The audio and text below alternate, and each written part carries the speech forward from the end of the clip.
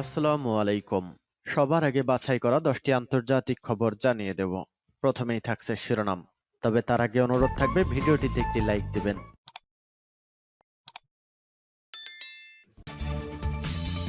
ফিলিস্তিন জিন্দাবাদ জানিয়ে দিব হাতে থাকা সর্বশেষ আপডেট আন্তর্জাতিক সংবাদ।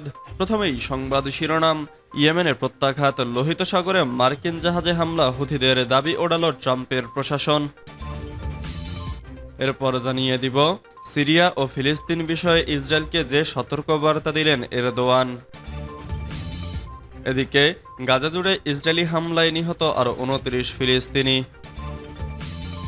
এরপর জানিয়ে দিব পরমাণু চুক্তি নিয়ে ইরানকে চাপে রাখতে পশ্চিম এশিয়ায় রণতরী পাঠালো ট্রাম্প। আরও জানিয়ে দিব পুতিনের সঙ্গে দেখা করতে ফের রাশিয়া গেলেন ট্রাম্পের দূত, বলছে রিপোর্ট। সর্বশেষ জানিয়ে দিব এলওসি সীমান্তে ভারতীয় সেনাকে গুলি করে হত্যা। এতক্ষণ শুনছিলেন সংবাদ শিরোনাম, এবারে বিস্তারিত। তবে অনুরোধ থাকবে ভিডিওটিতে একটি লাইক করবেন এবং কমেন্ট করে জানিয়ে দিবেন কোন জেলা থেকে আপনি আমাদের এই ভিডিওটি দেখছেন। ইয়েমেনের প্রত্যাঘাত, লোহিত সাগরে মার্কিন জাহাজে হামলা, হুথিদের দাবি ওড়াল ট্রাম্পের প্রশাসন। ইয়েমেনে প্রত্যাঘাত শুরু করেছে ইরান সমর্থিত গোষ্ঠী হুথি। লোহিত সাগরে আমেরিকার জাহাজে তারা হামলা চালিয়েছে বলে দাবি, যদিও আমেরিকা এই দাবি অস্বীকার করেছে। হুথিদের বক্তব্য, তারা আমেরিকার বিমানবাহী জাহাজ ইউএসএস হ্যারি এস ট্রুম্যান এ ক্ষেপণাস্ত্রের মাধ্যমে আঘাত করেছে। ড্রোন ব্যবহার করে এই হামলা চালানো হয়েছে বলে দাবি। ইয়েমেনের হামলা না থামানো হলে মার্কিন জাহাজগুলিতেও হামলা চলবে বলে হুঁশিয়ারি দিয়েছে সশস্ত্র গোষ্ঠীটি। তাদের নেতা আব্দুল মালিক আল হুথি রবিবার জানান, লোহিত সাগরে এবার আমেরিকার বাণিজ্য তরীগুলোকে নিশানা করা হবে। তার কথায়, ওরা আগ্রাসন চালিয়ে যায়, আমরাও আক্রমণের ঝড় বাড়িয়ে দিব। আমেরিকার হামলায় ইয়েমেনের মৃত্যুর সংখ্যা বেড়ে দাঁড়িয়েছে 53। ইন্না লিল্লাহি ওয়া ইন্না ইলাইহি রাজিউন। সংবাদ সংস্থা রয়টার্স জানিয়েছে, এখনই হামলা থামানোর পরিকল্পনা নেই আমেরিকার। কয়েক সপ্তাহ তা চলতে পারে। হুথিদের তরফে আমেরিকার এই হামলাকে যুদ্ধাপরাধ বলে উল্লেখ করা হয়েছে। ইতোমধ্যে ইয়েমেন এবং পশ্চিম এশিয়া নিয়ে আমেরিকার সঙ্গে আলোচনায় বসতে চেয়েছে রাশিয়াও। রবিবার ভোরে ইয়েমেনে আমেরিকার হামলার খবর প্রথম প্রকাশ্যে আসে। তাতে মহিলা এবং শিশুসহ বেশ কয়েকজন এর মৃত্যু হয়।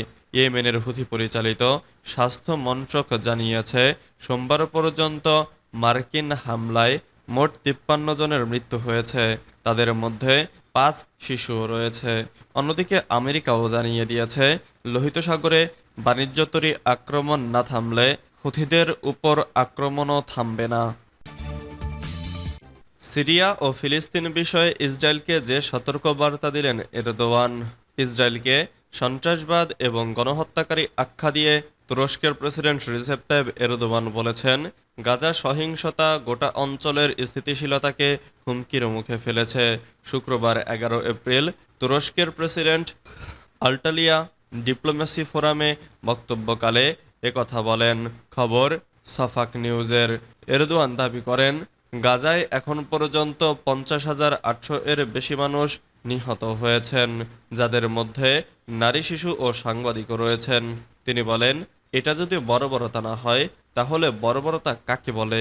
ইসরায়েল একটি সন্ত্রাসী রাষ্ট্র। তিনি আরও বলেন, গাজায় হামলার বিরুদ্ধে নীরবতা মানে এই অপরাধে অংশীদার হওয়া। আন্তর্জাতিক আইন ও মানবাধিকার সুস্পষ্ট লঙ্ঘন হিসেবেই তিনি ইসরায়েলের আচরণকে গণহত্যা হিসেবে বর্ণনা করেন এবং জাতিসংঘ নিরাপত্তা পরিষদ বিশ্বের শক্তিধর এ সহিংসতা বন্ধে কার্যকর পদক্ষেপ নিতে আহ্বান জানান। গাজা জুড়ে ইসরায়েলি হামলায় নিহত আরও 29 ফিলিস্তিনি। গাজা জুড়ে ইসরায়েলের বর্বরোচিত হামলায় বৃহস্পতিবার 10 এপ্রিল ভোর থেকে আরও 29 ফিলিস্তিনি নিহত হয়েছেন। এর পাশাপাশি নতুন হামলা ও হতাহতের খবর পাওয়া যাচ্ছে। সংবাদ মাধ্যম আল জাজিরাকে অবরুদ্ধ ভূখণ্ডটির চিকিৎসা সূত্রগুলো এই তথ্য নিশ্চিত করেছে। এদিকে বিশ্ব স্বাস্থ্য সংস্থার মহাপরিচালক টেড্রোস আধানম গেব্রেয়াসুস সতর্ক করে বলেছেন, গাজায় ত্রাণ প্রবেশে ইসরায়েলের অবরোধের কারণে সেখানে আরও রোগব্যাধি এবং মৃত্যুর আশঙ্কা বাড়ছে। বর্তমানে গাজায় 10,000-এর বেশি মানুষকে বিদেশে চিকিৎসার জন্য সরিয়ে নেওয়া জরুরি। গাজার স্বাস্থ্য মন্ত্রণালয় জানিয়েছে, ইসরায়েলের গাজা আগ্রাসনে এখন পর্যন্ত কমপক্ষে 50,886 ফিলিস্তিনি নিহত এবং 1,15,875 জন আহত হয়েছেন। সরকারি গণমাধ্যম কার্যালয় জানিয়েছে, মৃত্যুর সংখ্যা 61,700 ছাড়িয়ে গেছে এবং ধ্বংসস্তূপের নিচে নিখোঁজ হাজার হাজার মানুষকে মৃত বলে ধরা হচ্ছে। পরমাণু চুক্তি নিয়ে ইরানকে চাপে রাখতে পশ্চিম এশিয়ায় রণতরী পাঠালো ট্রাম্প। দ্বিতীয় দফা মার্কিন প্রেসিডেন্ট নির্বাচিত হওয়ার পর থেকেই ইরানের পরমাণু কার্যক্রম ঠেকাতে কঠোর অবস্থানে ডোনাল্ড ট্রাম্প। ইরানের ওপর অর্থনৈতিক নিষেধাজ্ঞা জারি রেখেছে ট্রাম্প প্রশাসন, সেই সঙ্গে হুমকিও দিয়ে রেখেছে ইরান তার পরমাণু কার্যকর থেকে সরে না আসলে কঠোর পদক্ষেপ নিতে বাধ্য হবে যুক্তরাষ্ট্র। এই অবস্থায় শনিবার পরমাণু চুক্তি নিয়ে আলোচনায় বসবে যুক্তরাষ্ট্র ও ইরান। তবে সেই বৈঠকে বসার আগেই পশ্চিম এশিয়ায় সামরিক তৎপরতা বাড়িয়েছে পেন্টাগন। বৃহস্পতিবার উপসাগরীয় অঞ্চলে পৌঁছেছে মার্কিন বিমানবাহী রণতরী ইউএসএস কার্ল ভিশন। মার্কিন সেনার সেন্ট্রাল কমান্ড এর তরফে বৃহস্পতিবার এক্সপোস্টে জানানো হয়েছে এমন তথ্য। পুতিনের সঙ্গে দেখা করতে ফের রাশিয়া গেলেন ট্রাম্পের দূত, বলছে রিপোর্ট। প্রেসিডেন্ট ভ্লাদিমির পুতিনের সঙ্গে দেখা করতে আবারও রাশিয়া ভ্রমণ করেছেন মার্কিন প্রেসিডেন্ট ডোনাল্ড ট্রাম্পের বিশেষ দূত স্টিভ উইটকফ।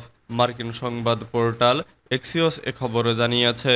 রুশ সংবাদ মাধ্যম আরটি বলছে, এই সফর নিশ্চিত হলে গত জানুয়ারিতে শপথ নেওয়ার পর ট্রাম্প মস্কোর সঙ্গে সম্পর্ক স্বাভাবিকীকরণের উদ্যোগ নেওয়ার পর থেকে এটি হবে তৃতীয় বৈঠক। এর আগে গত সপ্তাহে পুতিন আন্তর্জাতিক অর্থনৈতিক সহযোগিতা বিষয়ক সহকারী কিরিল দিমিত্রিভ যুক্তরাষ্ট্র সফর করেন। তাকে স্বাগত জানানোর জন্য হোয়াইট হাউসের বেশ কয়েকজন ঊর্ধ্বতন কর্মকর্তার মধ্যে উইটকফও ছিলেন।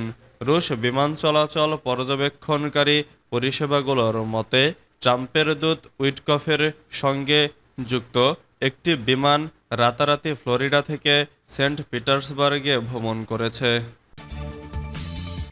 এলওসি সীমান্তে ভারতীয় সেনাকে গুলি করে হত্যা।